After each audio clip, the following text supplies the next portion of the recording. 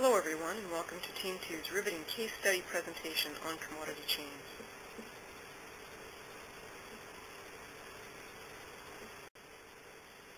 Our presentation today is organized into two parts. The first focused on comparative analysis using the BUSA index. The second introduces other considerations when analyzing commodity chains.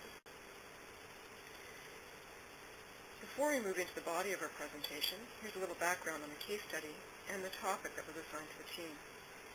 We were asked to decide on the basis of revealed comparative advantage where to locate the production of cell phone subcomponents and where to source the resource inputs using the BUSA index and data from the International Trade Center. We were also asked what additional considerations we would use if tasked with sourcing components and raw materials for our cellular phone. Using the BUSA index and data from the International Trade Center, we analyzed 4 subcomponents using 6 resource inputs: plastic casings with oil as an input, transistors, coltran being a resource input, integrated circuit boards, which include silicon, copper, nickel, and zinc, and batteries. 12 different countries were considered during the comparative analysis of these components. Upon completion of this analysis, we then critiqued the challenges of using revealed comparative analysis and the BUSA index as the sole consideration in determining source. In Part 1, we'll cover the BUSA index, the history, definition and purpose, the results and outcome of our analysis. Comparative advantage was first described by David Ricardo, who explained it in his 1817 book on the principles of political economy and taxation, in an example involving England and Portugal. In Portugal, it is possible to produce both wine and cloth with less labor than it would take to produce the same quantities in England. However, the relative costs of producing those two goods are different in the two countries. In England, it is very hard to produce wine, and only moderately difficult to produce cloth. In Portugal, both are easy to produce. Therefore, while it is cheaper to produce cloth in Portugal than England, it is cheaper still for Portugal to produce excess wine and trade that for English cloth. Conversely, England benefits from this trade because its cost for producing cloth has not changed, but it can now get wine, a product near and dear to this narrator's heart, at a lower price, closer to the cost of cloth. The conclusion drawn is that each country can gain by specializing in a product where it has comparative advantage and trading that good for the other. The idea of identifying a country's strong sectors by analyzing actual exports was pioneered by Leisner. The procedure was subsequently refined by Bella Balassa and became widely known as the BUSA index. Alternatively, as the actual export flows reveal the country's strong sectors, it is also known as revealed comparative advantage. Many countries are, for example, producing and exporting cars. To establish whether a country, say Japan, holds a particularly strong position in the car industry, Balassa argued that one should compare the share of car exports in Japan's total exports with the share of car exports in a group of reference countries' total exports. The BUSA index is therefore essentially a normalized export share. The index is calculated by product. The 4 variables required are the value of exports for products being exported by a specific country, the total value of all exports for that same country, the world export value for the specific product, and the value of all world exports. The data is required to complete this task is available on the International Trade Center website. Unlike 523, the math is quite simple. We first determine the percentage the export of the product represents to the country. We then determine the percentage the export of that product represents as the percentage of the world's total exports. The final step is to divide the result from the country's result by the world's results. The higher the BUSA index, the higher the comparative advantage. Although we analyzed 12 countries, we have included only those results that include a country selected to produce a component or resource.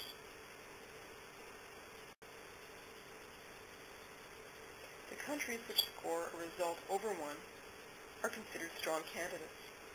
Some of the countries we indicated as top prospects, such as the U.S. for nickel, did have a result under 1. But here on this table we indicated the top choice for each product for this case, specific to the BUSA index. In Part 2, we'll explore other areas of analysis, such as past, currency, inventory risk, trade, commodity prices, global uncertainty, and social responsibility in making sourcing decisions. Using an environmental audit tool like the PEST or PEST-C,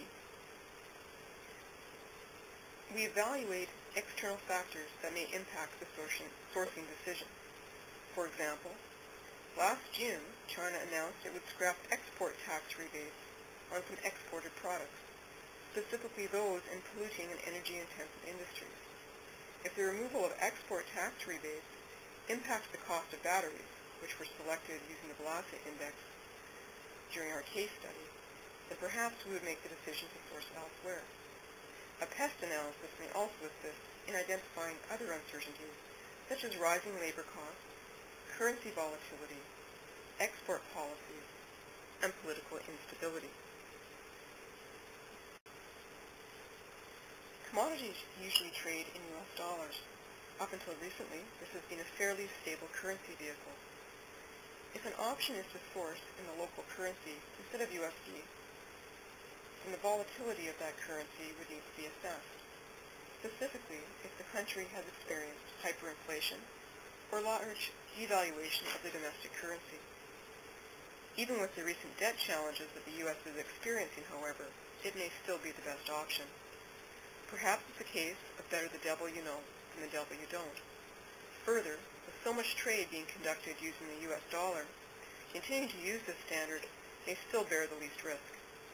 There is the SDR, a basket currency offered by the IMF, which may hedge some of the U.S. currency fluctuations, but it also includes the pound sterling and the currencies of other countries which are also facing debt challenges of their own. Risks to inventory levels, such as those that could occur during transportation interruption, can pose a risk to inventory availability.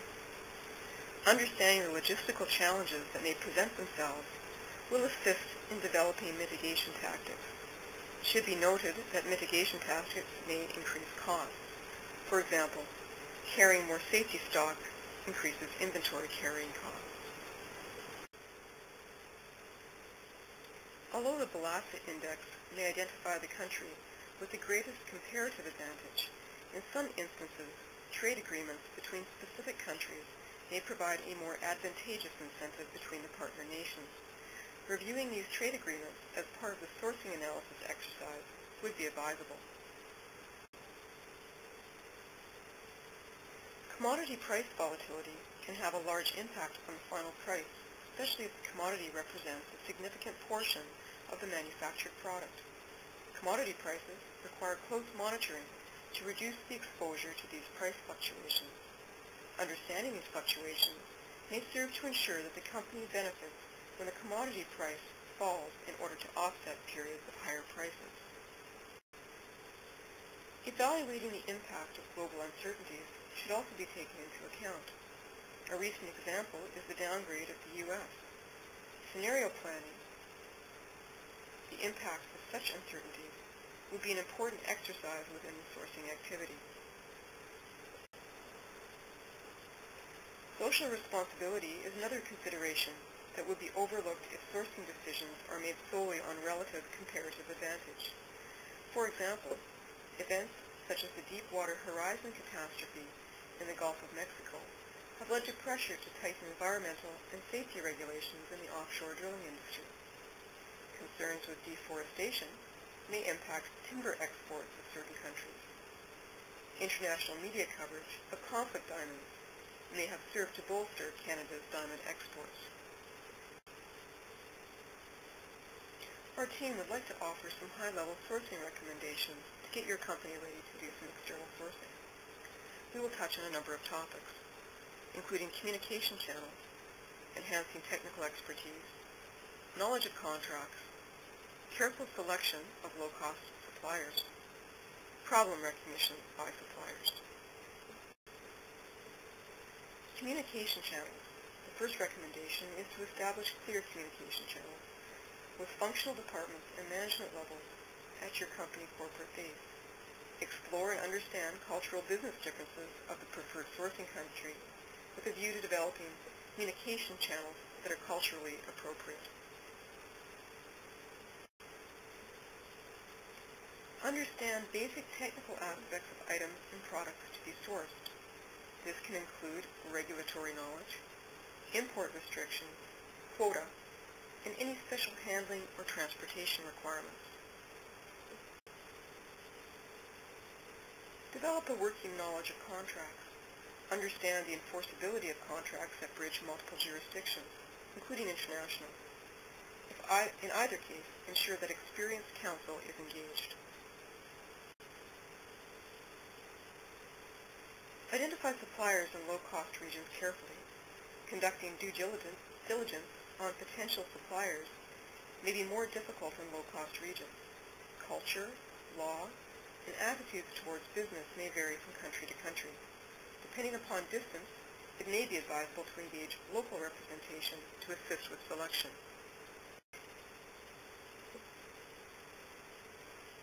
Could suppliers anticipate problems and mitigate these challenges by being proactive?